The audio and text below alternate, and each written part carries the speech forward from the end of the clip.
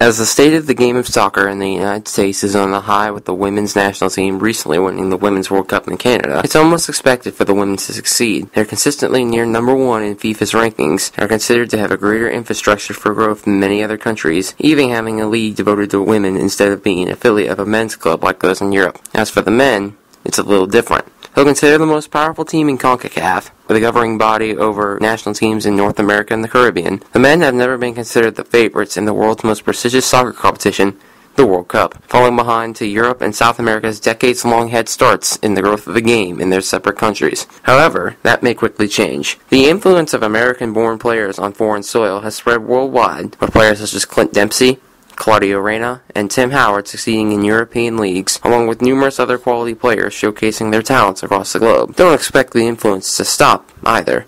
In fact, it's growing even bigger. Being rarely found at high school and college campuses not long ago, and having often been seen as an afterthought compared to sports such as football and basketball, there are now much more talented athletes bred in America that take up the game, even, such as in the case of Yassi Zardes, giving up scholarships in other sports to pursue their soccer dream. Now, young American talent is spreading all along the globe, with Gideon Zelalem, Julian Green, and DeAndre Yedlin all playing for a top-flight, powerful European club, all while representing the USA.